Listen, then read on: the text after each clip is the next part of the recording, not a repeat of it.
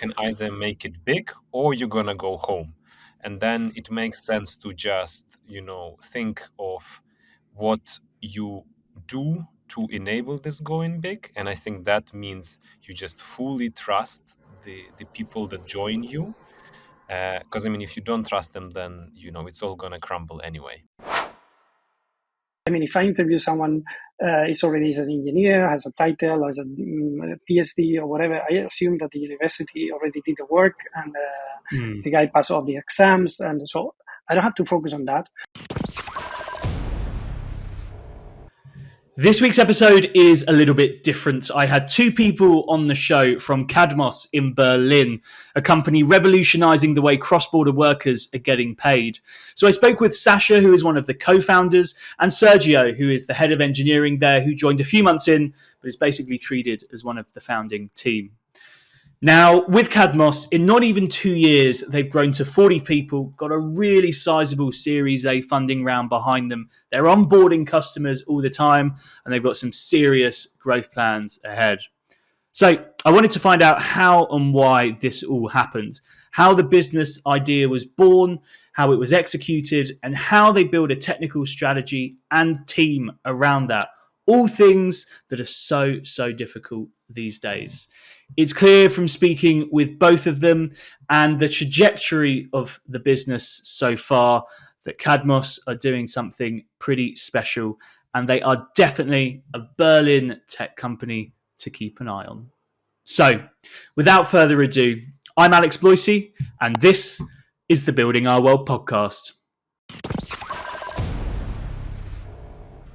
Sasha, Sergio, welcome to the podcast. Absolute pleasure to have you both on. It's actually rare. It's probably the first time I've had a co-founder and then also their head of engineering on at the same time. So it'll be interesting to dig into this new dynamic, to learn a bit sort of how the company came about and then how it's been executed and grown over the past couple of years and all that comes with it. So Sasha, maybe it makes sense to start with yourself as the co-founder. So how did Cadmos come about and why was it born in the first place?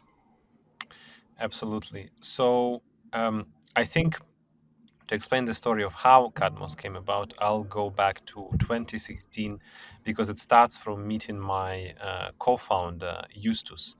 So him and I, we did a Masters of Finance at MIT together. And that was a 1-year long program. And we became very good friends, as I like to say, by working out together, studying and eating Mexican food. We became very big experts of Mexican food in Massachusetts. And then after the program, Justus went to work for McKinsey. I chose a completely different path. I did data science in gaming. And then in 2020, I was living in London, and then Justus was in Munich. We just went to Amsterdam as friends. We just took a boat. We were cruising the canals of Amsterdam. And at some point, we just said, you know what, let's just work together. That was kind of the beginning of it. We didn't have the idea, we didn't have anything, but we had very clear dedication to just start working together. And we also felt like we really wanted to do a fintech and were looking for a specific idea or a vertical to go into.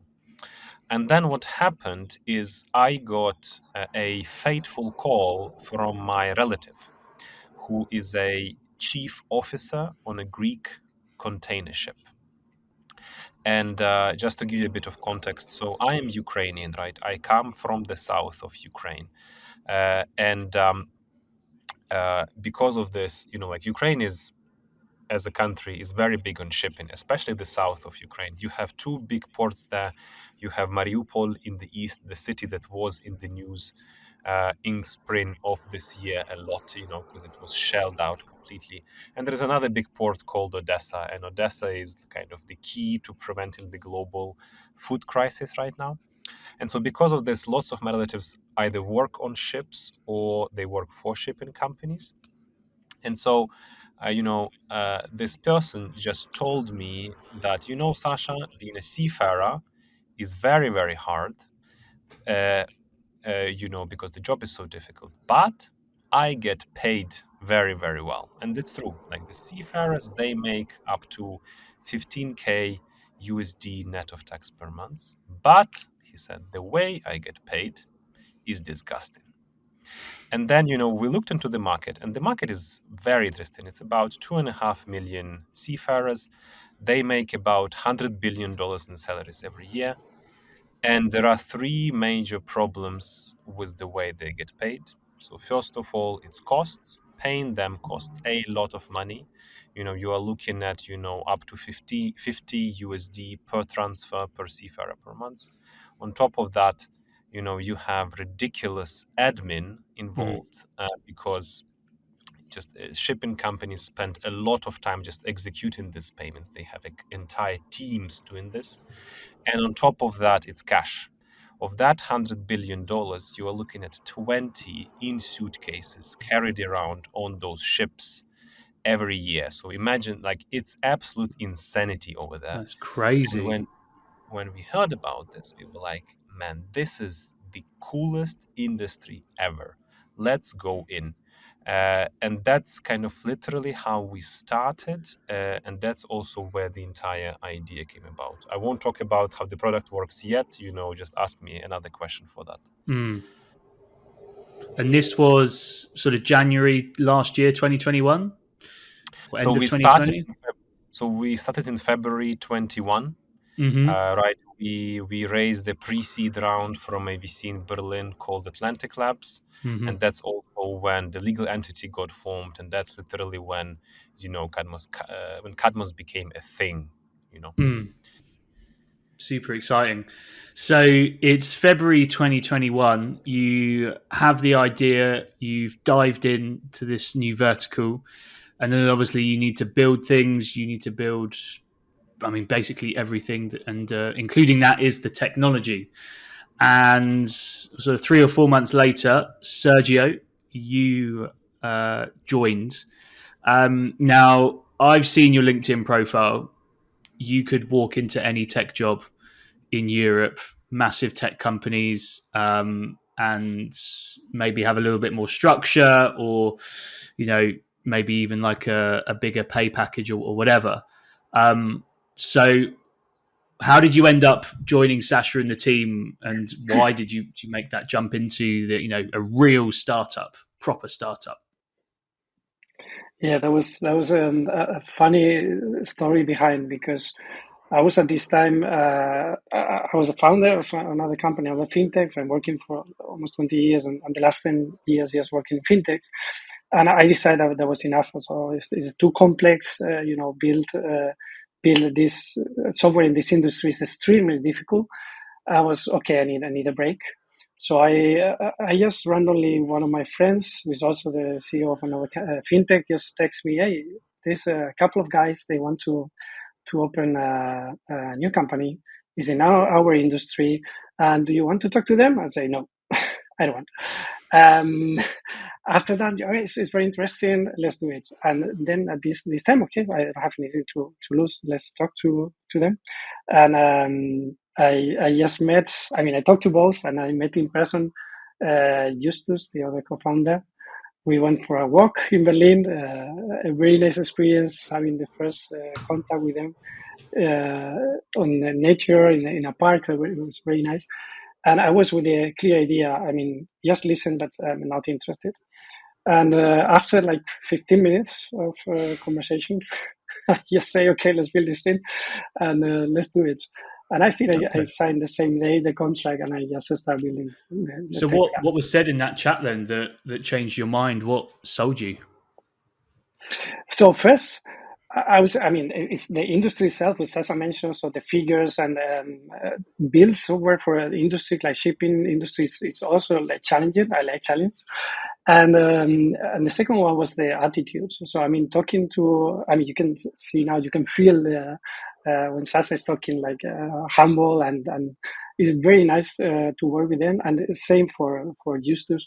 So I got a very good feeling, and it's something I also look for. I want to work with people that I really like, and I got a very positive feeling to create a company in this massive industry, and having the knowledge that was it's a very good option. So I think that was the main factors. I mean, building that first core team, it really does have to be a meeting of minds. I'm in a similar position at the moment, building out sort of a small team, and it really just has to click. It has to be a hell yes. No one can sort of be on the fence. So you're coming in from like obviously a technical point of view. So one thing I've always wanted to know is, I mean, how does it marry up? So the business needs, what the company wants to do and where it wants to go. How are you building the tech function to mirror the business needs and converting those business needs into a coherent and successful technical strategy? Because most people you speak to aren't going to be technical within the business or outside the business. So obviously that's your responsibility. So how are you going about that? Yeah, so my strategy was slightly different. I didn't know. I mean, it's a startup. You don't know if it's going to success or not from the beginning. And we have the capital that they raised a couple of months before. And to be honest, I didn't know if we will survive 6 months or for 1 year. So my strategy was slightly different. I know what we want to achieve from the beginning. So we want to pay salaries. And that was my first goal. So let's build something that can just allows us to pay and good enough to impress customers and investors, create this trust. And then once we have this trust and what we have this even mini MVP or micro MVP, which is far from the real MVP, then just focus on the next features and then just grow the team. Even at this stage, the team was like, you can imagine, we're talking about hiring from so the first engineer and just scaling to around 4 to have this first version that we can present to investors. That was the idea, and then from then, once we have a little bit more money at this time, then we were able to start hiring the rest of the team. Perfect. Sasha, coming back to you, I mean, that must require a lot of trust from your side to, obviously you work hard to get the investment to get everything over the line. Is it just a case of, here's what we need to do, here's the tools, build it? How does that dynamic work and that trust? Yeah. So I think in our case, it's very simple. Sergio just has full trust. We ultimately, the way we approached it from the beginning is that we said, you are the expert and you run this. We frankly can't help you. You need to do this. So you tell us what you need, and we'll just, get the resources and everything required to that are needed to achieve the goal. So on our side, it was, for example, was hiring engineers, right? I think the first 6 months after Sergio joined, I think 70% of my time was spent just on recruitment. We were interviewing people, discussing them, discussing case studies. I was sourcing candidates a lot. And that was that, right? So I think in our case, I think when you are a small company, it's very important to understand that there is nothing to lose. You can either make it big or you're gonna go home, and then it makes sense to just think of what you do to enable this going big. And I think that means you just fully trust the people that join you, because if you don't trust them, then it's all gonna crumble anyway. How do you sell that uncertainty? Because I know recruiting for startups, early stage, a lot of the times people will come in and say, yeah, what about the finances? I had a friend who worked at an early stage startup and now he or she is out of a job. So maybe Sasha, to you again. I mean, how are you dealing with that obstacle? And maybe Sergio, you can chip in as well. So, very good question. I would say there are two factors to it. So, one is there was so many situations when people would just come into the interview and then they talk to Sergio for an hour and then they leave saying, you know what, this guy is a genius. I just want to work with him. That happened multiple times, and obviously that makes things easier.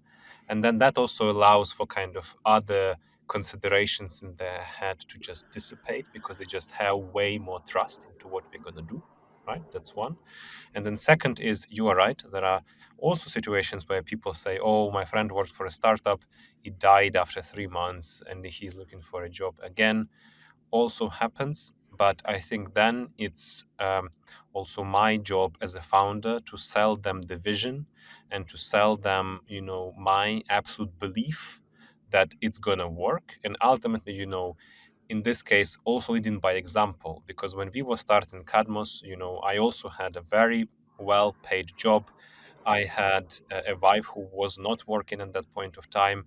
Also had a kid who was just born, and all of that uncertainty I had to cope with myself. And I just openly shared that story. I just said, this is what I'm doing. I 100% believe in what we're going to do. And I said, we're going to succeed. And I think many people just buy it, they just Yeah. believe. Yes, Yeah, and also absolutely. we will not be able to be competitive on salaries because I mean we were a startup, still not the money is not there, and to convince them, I don't know many times how Sasha did to be honest, but to convince people that okay, you're gonna join, we're gonna do whatever is needed to make you happy in a point of time, and you will have these rewards. But we cannot afford the same salaries like big corporations is able to pay. But I mean, at least we got a quite interesting team, and we make it. Absolutely. I mean, your engineers are very, very good. But yes, Sasha, please. I would just chime in also. I mean, we give stock options to everyone in the team, and we really believe in everyone owning a share of the company. I think that also really helps. Yeah. It's very important that people feel like they have a stake in the big success. Mm. So when you say that, it is, I know it's early days, but is like an IPO or an acquisition. Is that why you're laying the foundations for this? So you could make your employees very rich one day. Uh, I'm super willing for everyone to get rich at Cadmos. I think that would be amazing. But I also think if people don't own a part of the company, then nobody will get rich. I think to a Okay. significant extent, it's quite binary, if you know what I mean. And that's why, I believe that giving stocks and giving ownership also aligns incentives a lot. Absolutely. Yeah. It's weird in Berlin. Um, Companies do give stock options, but I'd say it's less than I used to recruit into the London market. I'd say not as many companies do it as people may think, and a lot less than the US as well. So it is quite a good way to get a competitive advantage, especially in European tech. I would probably say to that, I think there are a few reasons to it. But ultimately, I think people here understand it less. Because if you look at US, I would argue many people in the Valley have seen someone getting ridiculously rich because the company got succeeded and they were like employee number 4 or Mm, something like that. And the same, more or less the same in London. Germany had situations like this, but just not enough. And yeah. that's why, when people interview for jobs, they are just not looking for that component and they don't try to maximize that component on average. Some people understand it, but most people don't. And I think it's on our side to educate them. Mm, But Alex, just to give kind of a very data-driven foundation to what you just said, there is a handbook by Index Ventures about employee stock options, and it actually has data exactly what you are saying. It says that US is most generous with stocks, then comes UK, Germany is, I don't want to say stingy, but like on average, German candidates get way less. Why is that? Just because of what I said. I think it is ultimately, the way the market works, people just don't optimize for it. So when, I can tell you on average, when we interview people for Cadmos, it's one thing to sell them the fact that they will own a share of the company, and that gives them a lot of upside. We have candidates who just tell us, yeah, you give me the stocks and they might, I might cash out in like 5 years. Why do I care about it now? Right? And the only thing that can change that view is obviously, us trying to educate them, but it's also just seeing examples of that huge success. So I think it's also time, it's time that just needs to go by for people to see how other people in this market, just benefit from having stocks. Perfect. Yeah, And then, do you want to chime in there, we have Sergio? yes, we have this during our recruiting processes. We also have emphasis on this topic because in my case, I'm recruiting engineers, and salaries are quite high for the engineers, but also they don't understand this concept of ESOPs and the impact, at least in our industry. I mean, we're in fintech, and there's a lot of money behind. And if you own a little bit of these companies, that translates into a lot of money if you are in one of these exits events. And it's very difficult still till today. I think it's very difficult to explain that to the engineers that we're hiring. But I mean, once they got the idea, things become quite easy. Yeah, I've had that with clients who give ESOPs, and the hiring manager or the talent manager has basically had to have an hour-long call explaining it to the candidate to get them over the line, because it is complicated. It is sort of alien. So I'm sure you've been in that position as well. And then from wanted to ask you, Sergio, from like a technical point of view, as we both sort of hire engineers, and when I have a candidate, an engineer in front of a client, it's incredible how important the hiring manager is in terms of getting the buy-in from a personal point of view.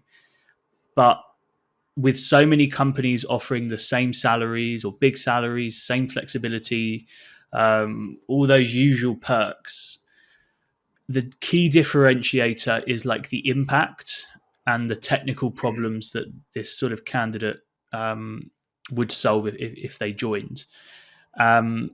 So you, as a hiring manager, how do you explain that to these engineers, and what would you say for Cadmos in general is the selling point in that regard? Well, that's a good question. It's quite complex, at least for me, because we are competing with many other companies. You can imagine we compete with AWS, with this, for example, here. So Amazon is in Berlin, or any other big companies who, they hire these extremely good engineers that also we interview. And normally we have to go for the soft skills. And I think the way we treat our engineers, the way we are in the company, the way we behave in the company, and the kind of work, the way we work, is nice enough to convince some of these gurus or these super talented engineers that we have. And I think that's, at least from my point of view, that's one of the things that I'm focused more on the interviews. Of course, I mean, if I interview someone is an engineer, has a title, has a PhD or whatever, I assume that the university already did the work and the guy passed all the exams. And so I don't have to focus on that. I will not ask you which algorithm you use to do whatever thing that you've been asked for many times.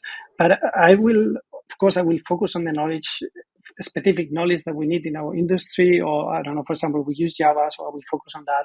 And then I will just focus on the soft skills and try to understand what he wants for the career to growth, and looking for this gap and check if, okay, this we can offer to you, and then just focus on this part just to attract the candidates. And to be honest, we do that for real, and that's something that we work. I mean, if we bring you to the team as a, I don't know, senior mobile developer with the goal of being a tech lead, you're going to be a tech lead. So, and that's something that we guarantee, and then we precisely from the beginning we just push on this direction. So that's the way I try to convince, and that's the way we got from Amazon a couple of good candidates.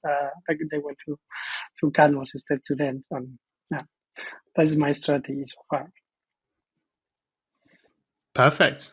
Well, whatever you have, bottle it up, because there's a lot of people in Berlin and Europe that would want that sort of level of persuasive power.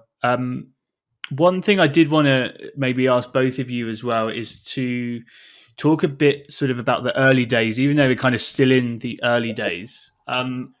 Maybe like paint a picture of what like early startup life is like, especially with like the first sort of core team, things like work-life balance. Were you having to really look left and right for different opportunities? Was there a lot of pivoting involved? Maybe Sasha, coming back to you, as you were sort of one of the co-founder. I mean, how was that kind of lifestyle, but also the way of working? Yeah. I mean, I can just describe, when we just formed Cadmos, we didn't even have an office. So we were sitting in the office of our first investor. They just gave us 2 desks. And at that point of time,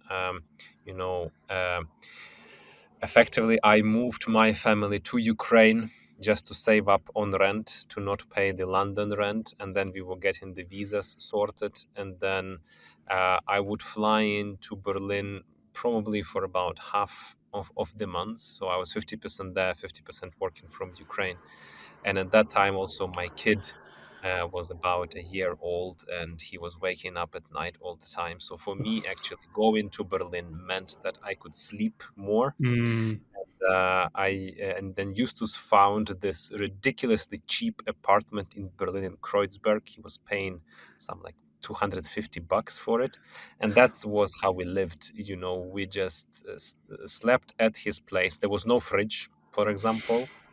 Um, the way we ate is that every evening we would go to the supermarket, buy some veggies, we just chop them up, add some tuna from tuna cans, and that was the dinner. And then we just worked from the investor's office, and we were just trying to piece things together. And it was very scrappy, and I think it was great for us because that just forced us to think through things and really to refine them. And to be very fair with you, like there was some pivoting back and forth in the early days, but I think effectively after that, the idea is still exactly as it is right now. Like when we talk about pivoting, yes, we can talk about pivoting of features and kind of small things we change in the product, but nothing big has changed since the beginning. We said we want to pay salaries to migrant workers, and we start from shipping, and that's still where we are. When Sergio joined us, we already had the first office. We rented an office on Rosenthaler Straße in Berlin. It was an old brewery. We had 14 desks over there, and I still remember the day when the 3 of us came in for the first time. It felt, probably the way it should feel when you just start a company. We had absolutely nothing, and we just had to do everything ourselves. And that was that. And I still remember it was very exciting. I still remember, Sergio came on the first day, and I was just so happy to see him. I felt like, good things are about to come. And if you look at us now, we are like almost 40 people now. We have a much bigger office. The company has grown a lot. But those early days, I would say, were amazing. I think it's still amazing right now, but in a very different way. But those days were very scrappy, and I think that was very good. It's amazing. I speak I to agree. founders or early joiners to the company, and they look back on the time where they were like broke and working all the time, and it was pretty intense. It's amazing how a lot of those people look back on that time with very fond memories because it was so new and exciting and like maybe, I don't know, liberating is the word, where, yeah, as you said earlier, we got nothing to lose. When you're small and tiny, if you fall, it doesn't really matter. You've really, you have nothing to prove. And maybe, I don't know, that's why people like yourself look back on those times with such fond memories. I actually think, it's about this. I think it's this feeling of building something from scratch. And I think this is what, I think this is the major selling point of joining, a small young company. You come in and so many things just don't exist at all. And so you come in and you can build them from scratch and you can own things, you can drive them, because there is just such a crazy amount of work to be done.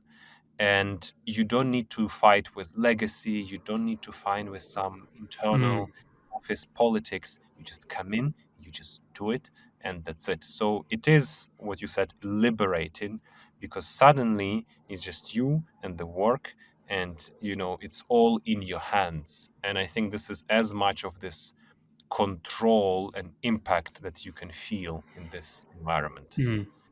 Absolutely. Yeah, as a No, funny fact, absolutely amazing. when for any joiner, when we start the company, even including us, the first task when you arrived to the office was to assemble your own desk because we didn't have the desk. So you have to build your own desk and then you can start working.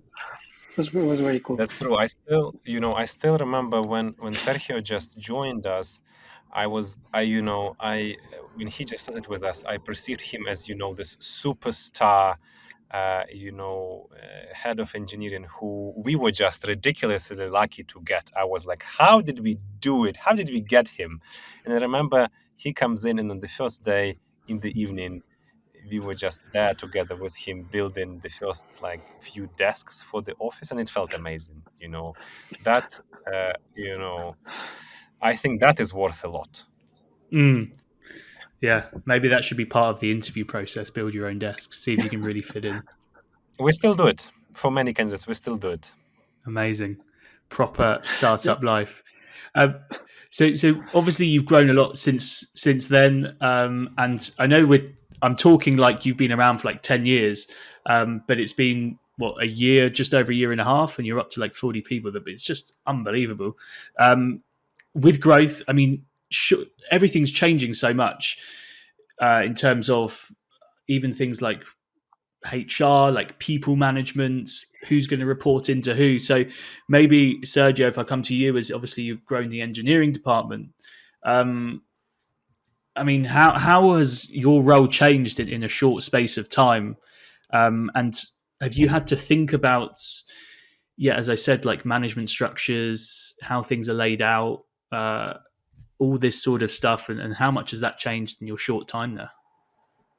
Yeah, everything has changed.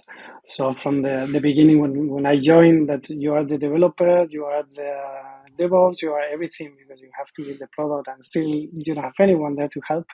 And then you start having engineers till today. I didn't, to be honest, also didn't expect to have such a big team in just 1 year, because the team is, tech team is one of the biggest. It's around 15 people and growing. And when you start having even more than 6 engineers, you start thinking about teams. And we work with cross-functional teams. We have already 2 teams. And then you need help. You need someone to manage this team. So we start having, I don't know, months ago, discussing, okay, we need tech leads. We need someone who is an expert, who is better than me on this, and is able to help on this side. And so everything changed. Till the moment that I'm still coding, because we are a startup. We still have to do everything. But I have already 2 tech leads. I have a proper structure. So we have a backend team, we have a front-end team, we have a mobile team, DevOps team, so platform team. So all the things like a normal company, or at least older than 1 year, and of course less and less time to code, at least from my side, and everything's a little bit more organized, I would say. But from that, in 12 months, that was also very hard, to be honest. Yeah, I mean, how do you, I mean, I know you've sort of done it before, so how are you knowing what's the best route to take of sort of growing the team, or was that sort of knowing what to do was the easy bit, or was just the execution, or how did that work? It depends on the product needs. At the end of the day, we have these requirements. I'm always focused on goals. So goals are my goal. So I have always clear what is going to be our next goal to deliver the product to the clients, or whatever new feature that has to be delivered to the clients. So that was always clear. And that is why we have, from the beginning, I have this idea of these two teams to build the platform that we need. So that was also easy to understand how many engineers we will need for 1 year. I don't know in 2 years, but at least for now, because I know that I need very specific engineers who has the knowledge to deal with financial information, to perform transactions, to understand the business, and I need another team with more focus on the day-to-day features for the customers. We have our product is quite complex. We have shipping companies, we have the seafarers, so we have mobile apps, we have web apps. So we need a specific team who knows how to deal also with this part. So I think it was quite easy to know when to scale.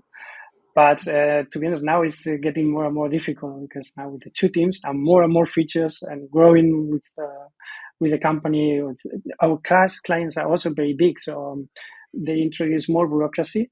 The bureaucracy, I mean, in finance, you have to be certified, you need all kind of license and things like that.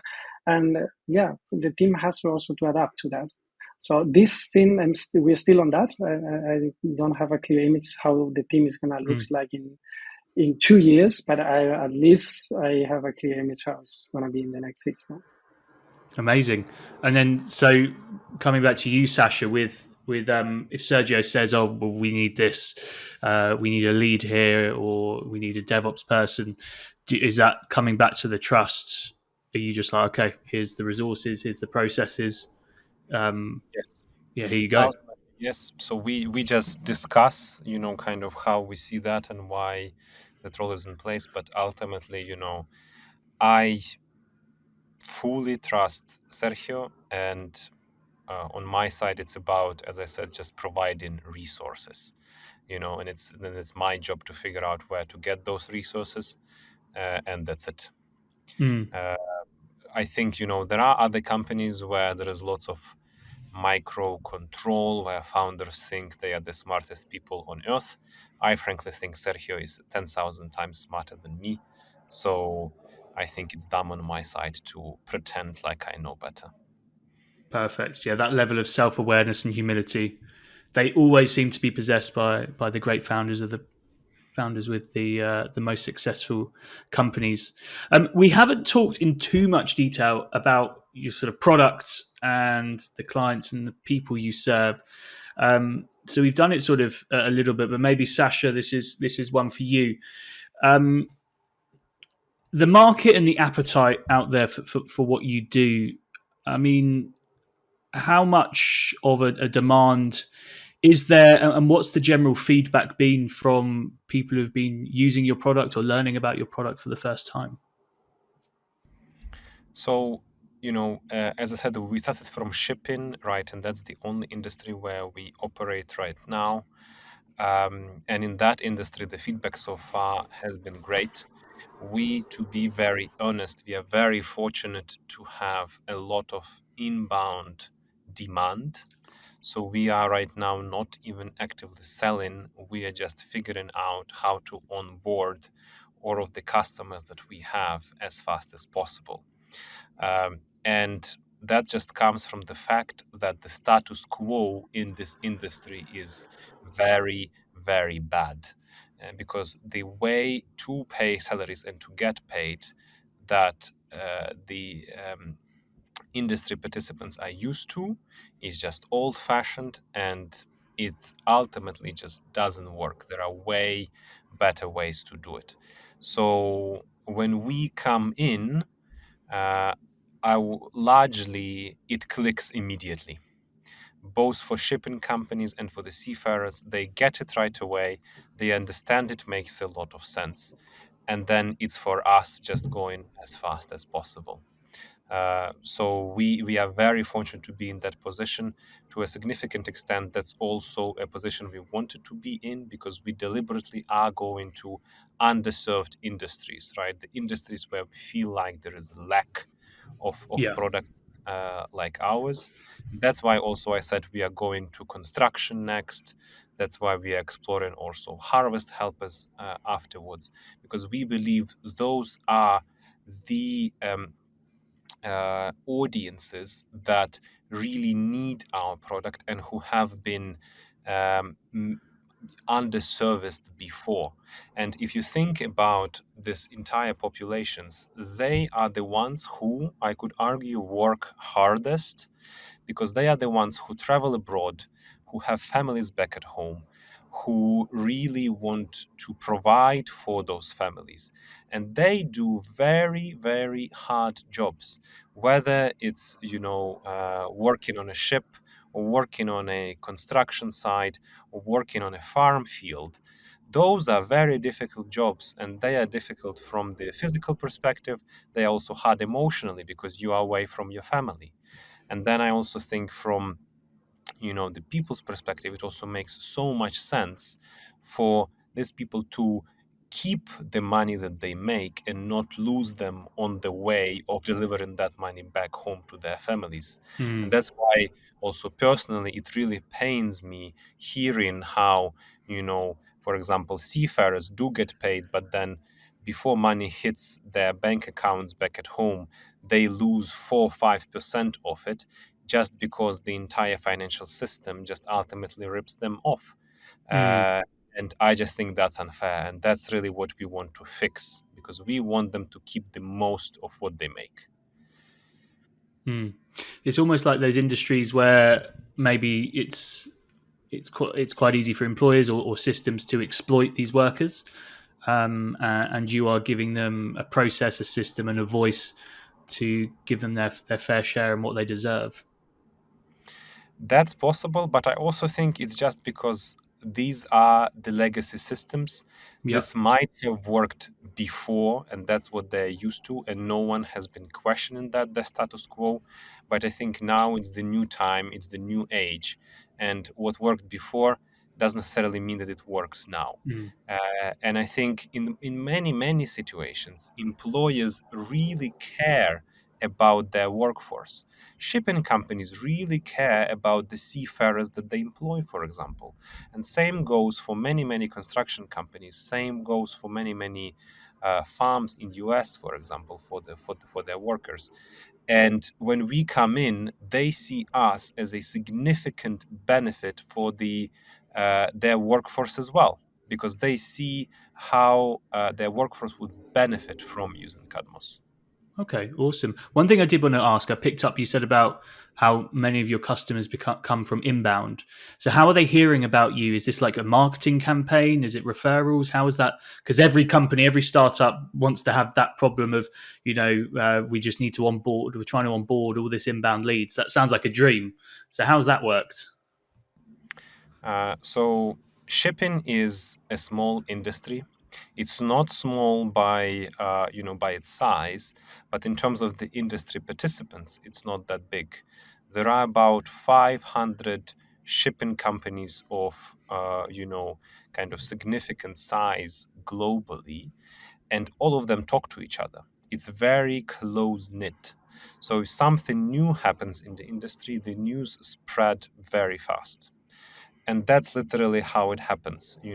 Someone uses Cadmos, they really like it, they talk to someone else, and people get very interested, because one thing is people talk to each other, but secondly, the problem we are tackling, they feel it, they know it very well. And that's why, when we come in, we fall on, what's the English phrase, like we fall on the listening ears, if you know what I mean. Yeah. Perfect. And then Sergio, from a technical point of view, these these inbound leads and are onboarding customers, you have to build stuff that they want. No doubt that there's a feature that comes up or people are looking for this and that. So how are you dealing with that from a technical point of view, knowing what to actually go and build, what to spend time on, and how does that work for you? Yeah, good question. So we take this from many areas because the companies in this industry, they're very big. So that means they have capacity sometimes to adapt to new changes in technology, but they are very slow. Or sometimes they don't just the system are too old, that is too risky to just start using a startup. We also have the case that there are other companies that maybe they are small and they want to keep doing what they are doing. So we have from our side, from the technology point of view and the product point of view, we have to adapt to all of these situations. So we have to offer the same product but different variations. For example, these small companies, they don't want API integration with us. They don't have the capacity. Then we have to offer them alternatives, traditional imports, traditional, these industries, they work with FTPs, they work through emails. So we have also to offer these kind of solutions. And these other big ones, they have maybe holding of companies, they already have technology behind, or tech companies they already acquire or found. That is much easier because they, even knowing the risks, they have a team that they can assign to us. We can integrate together. So it's quite interesting, quite challenging, because you have to make a product that fits the needs for in the same industry, all these different variations. But at the end of the day, so far, it's working quite well. Perfect. One thing I did want to ask, I'll ask both, but Sergio, I'll start with you before we sort of wrap up. There will be plenty of software engineers listening, or tech leaders, maybe people who want to take the jump of technical co-founder or join an early stage company like you did. What advice would you give to those people who are maybe looking to do that for them to succeed in that role? Well, me first. Yeah. And I mean, I can talk just for the technical point of view. If also on the same level, of course, if someone is asking you to build a company like this one, I will repeat the same as I did. I will just build it. There's a lot of challenges. There's a lot of things that you don't know. There's gonna be it's very, very complex product, the things that you're gonna build, and many times you will not even know how. But that is the good thing, and that is this kind of challenge, at least from my point of view. That is the amazing part. The moment that you decide which provider you're gonna work, and then people say, "Yeah, but you're crazy. You cannot use, I don't know, Google for this." And why not? And you try, and then okay, that works. We're gonna use it. Or I don't know, all these small decisions that bring you to create at the end this monster that, for example, we have right now is a big system. If you don't go for this first step, you will never even be able to build that. So I will just incentivize people just to try. And of course, I mean, it's better if you do that with us already. So of course, but if you have the chance to build a company like this, why not? Of course, you will need the knowledge, but the knowledge is always available. It's always there. I think being naive and just jumping into things is also a bit of a superpower, because I think sometimes if you knew everything and you weighed up the pros and cons, most people probably wouldn't do it. We wouldn't build this company also is the same. If you tell me now, okay, now you have to, I don't know, be PCI compliance in 3 months. Are you crazy? We cannot achieve this. And now you need a ISO certification. And now you have to have this debit card. Or if you think all the steps that you have to follow to achieve this goal, I think it's going to be tough to make the decisions to say, okay, I'm going to do it. But if you just do it, you go and then you start doing it, things are going to happen. Perfect. And Sasha, coming to you as one of the co-founders, I'd love to know, I mean, what has been a time in the past sort of almost 2 years where there's been like a breakthrough moment, maybe where you realize that, we're onto something here. This could really take off, and you get that sort of adrenaline and that dopamine rush. Could you maybe give any examples of a time where that's happened? I mean, to be honest, I told you, even when Sergio said he will join us, I feel like, okay, this is definitely not going to be a complete flop, because if we manage to convince him, then I think we are definitely onto something. And even by now, we treat him as a co-founder, and I think you kind of got that feeling from the relationship that we built. Like, that's really how it works. We just, when we do our one-to-one, we just sit down and we discuss the things that we think are, problems, or the things we need to tackle. That's really how we operate. And I think it all always starts from the attitude and from the relationship that you build in the company. Because I think, in the end of the day, companies are built by people, and it's all about having the best people, and it's all about giving them the resources that they need to succeed. I think if you don't have that, then everything else will not work for sure. So for me, I would say that was the first moment.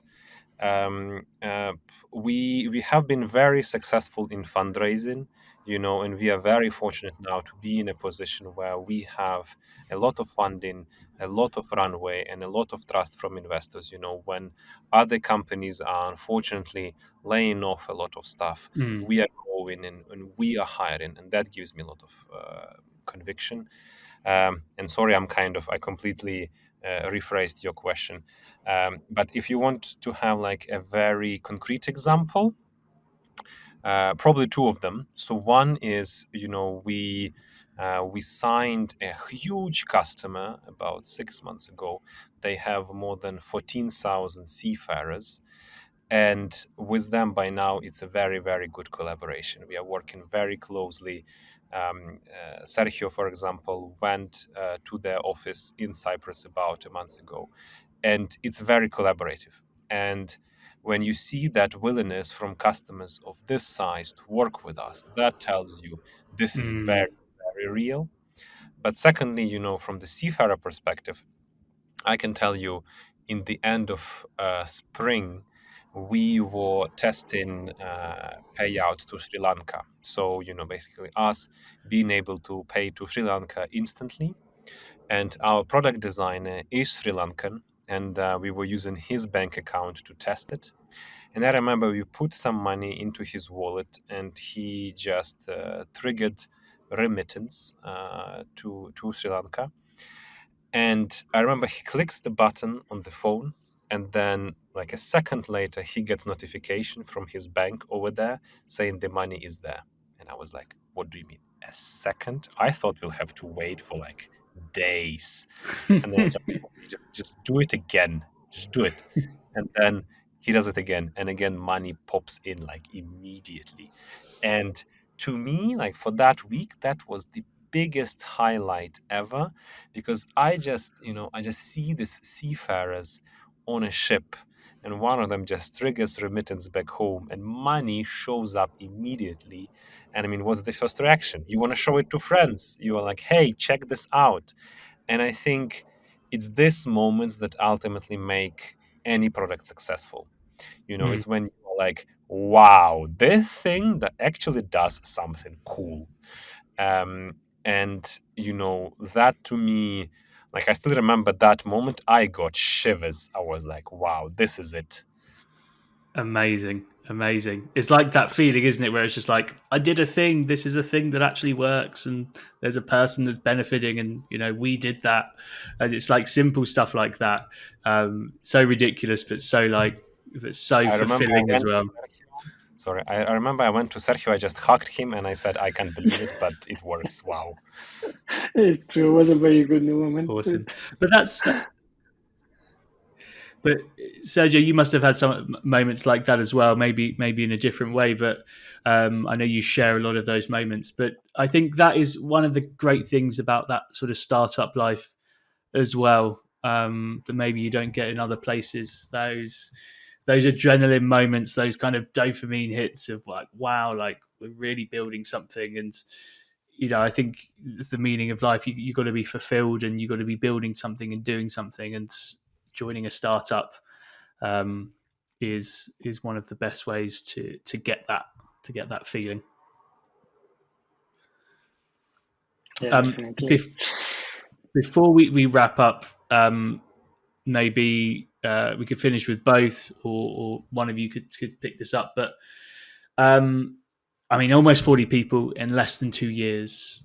The growth and the fit and the demand for what you're doing. You're saying things like, we're just doing inbound stuff, and it's stuff, honestly, so many startups would absolutely dream of. So what's the future hold now? I know it's a bit cliche when it's like, where do you see yourself in 5 years? But, how big do you want this thing to go, and how much impact do you think you can make? Maybe let me start from this one. So I think, also one thing to say is I'm also, first of all, I'm very proud of our entire team. I think we have an amazing team. And I would say just improving and preserving the company culture is a big, big thing, because that's the engine that makes everything else happen. And I said, we have a lot of inbound stuff, but at the same time, our sales team is amazing. It's 3 people now, and 2 of them are shipping veterans, and they know shipping very, very well. And for a lot of shipping companies also, knowing that these people work with us is a huge indicator that this is something very good. And that also we are very fortunate about. And this is just one example for you.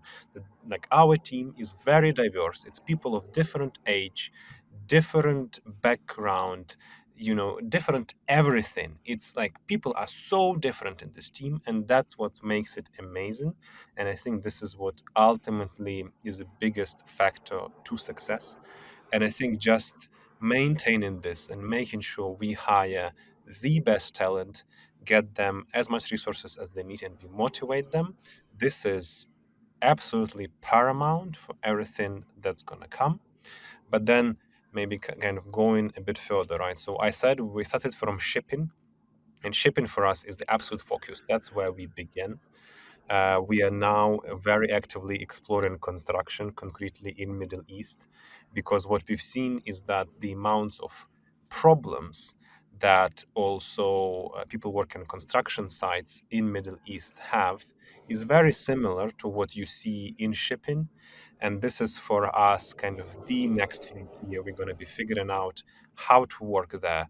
But our ultimate vision is going for the entire 170 million people who comprise the migrant workforce according to UN, and that's people across industries, across geographies. We really try to preserve this industry focus, but the ultimate goal is to reach this entire population. Perfect. And I'm guessing, Sergio, you agree. And we'll help build that as well. Of course, nothing to say. I mean, it's finance, so everything is more complex and maybe in a different industry. But yeah, 100% agree. Perfect. Well, we will wrap up there. But I just wanted to say thank you so much to you both for coming on and sharing all your knowledge and experiences. I know your time is very valuable, but it's amazing because you see on the outside. So obviously, I've seen your growth. You see the articles, the branding and things like that, and you think, wow, there's something going on there. The growth has been pretty out of the ordinary. And then to speak to you both and to hear more about, how and why it's all happened. I think that's super valuable for people listening, whether they are, in a job or starting a company or just wanting to crack on in something. It's also very inspiring as well. So I wanted to thank you so much for coming on and sharing all of that. Thank you very much for having us. Thank you for being a great host. Thank you. All right, we'll wrap it there. Thank you so much for listening to the Building Our World podcast, Every view, stream, and download is massively appreciated. If you're new here, then please go back through the catalogue. There's some great gems from some of the brightest and the best in Berlin tech. And if you really like what you hear, then please do hit that follow and subscribe button. That's it for now, but until next time, goodbye.